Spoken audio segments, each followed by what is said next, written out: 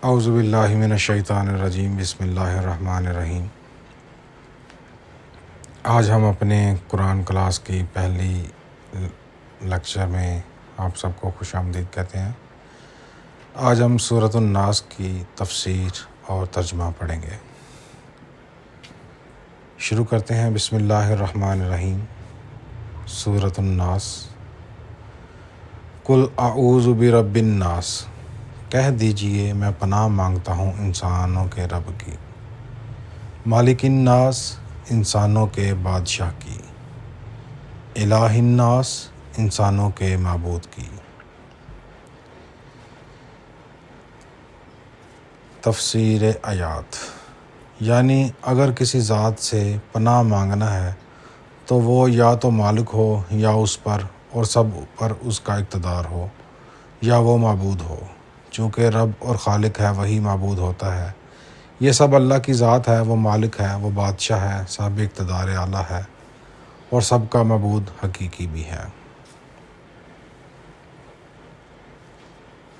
آیت نمبر 4۔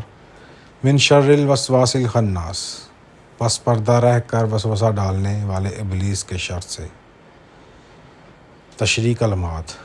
وسوس کہتے ہیں آہستہ آواز کو کہتے ہیں، یہ بار بار کسی کے ذہن میں کوئی بری بات ڈالنے کے معنوں میں ہے۔ الخناس خنس سے ہے، خنوس سے ہے، جو ظاہر ہونے کے بعد چھپنے یا آگے آنے پھر پیچھے ہٹنے کے معنوں میں ہے۔ ان آیات کی تفسیر میں الخناس سے شیطان کے وسوسے، جو آگے آتا ہے پھر پیچھے ہٹ جاتا ہے پھر آگے آتا ہے، وہ اس انتظار میں کمین گاہ میں بیٹھا ہوتا ہے کہ کس طرح انسان کے دل میں بری باتیں ڈال دی جائیں۔ وہ اس طاق میں ہوتا ہے کہ مومن پر خواہشات، غصہ، حسد جیسی چیزیں اثر انداز ہوں تو وہ موقع سے فائدہ اٹھا کر انسان کو ورگلائے، اس کی عقل پر پردہ ڈال دے، اسے توجیہات اور تاویلات میں ڈال دیتا ہے، یا آرزویں اور امیدیں دلا کر اپنا جال بچھاتا ہے۔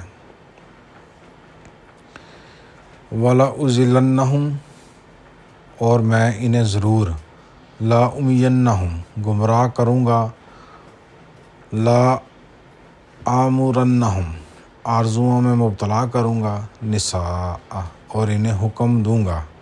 یہ بات ہم نے بیشتر دیکھی ہے کہ دیانتدار لوگ جب کسی خلاف شریعت کام کا ارتکاب کرتے ہیں تو اس کے جواز کے لیے طرح طرح کی توجیہات کرتے ہیں۔ یہی توجیہات تو جو انسان کے ذہن میں آتی ہیں وسوسہ خناس ہیں۔ وَمَن يَعْشُ عَن ذِكْرِ الرَّحْمَٰنِ نُقَيِّضْ لَهُ شَيْطَانًا فَهُوَ لَهُ قَرِینٌ۔ سورہ زخرف میں اللہ تعالیٰ فرماتے ہیں، اور جو بھی رحمان کے ذکر سے پہلو تہی کرتا ہے ہم اس پر ایک شیطان مقرر کر دیتے ہیں تو وہی اس کا ساتھی ہو جاتا ہے۔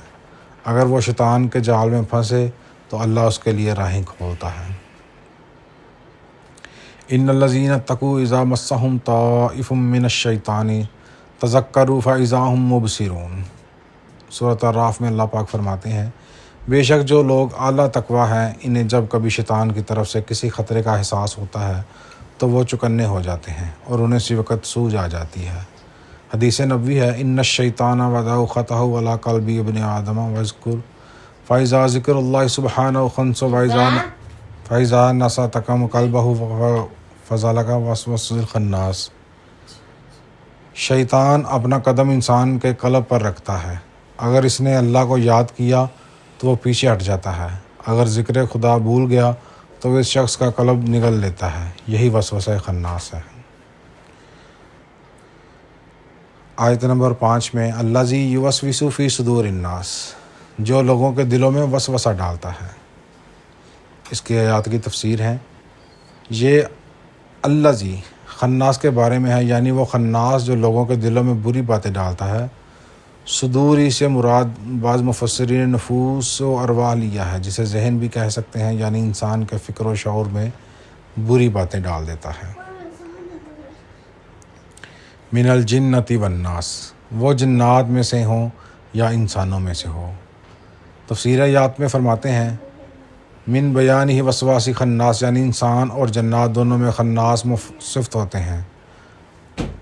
وَكَذَلِكَ جَعَلْنَا لِكُلِّ نَبِيٍّ عَدُوًّا شَيْطَانَ الْإِنسِ وَالْجِنِّ، اور اس طرح ہم نے ہر نبی کے لیے جن و انس کے شیطانوں کو دشمن قرار دیا ہے۔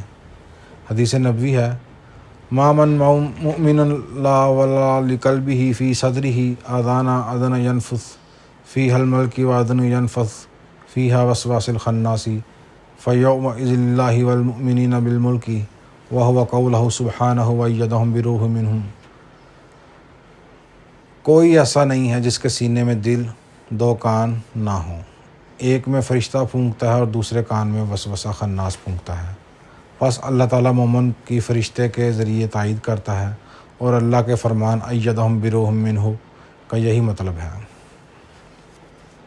صدق اللہ العلی العظیم۔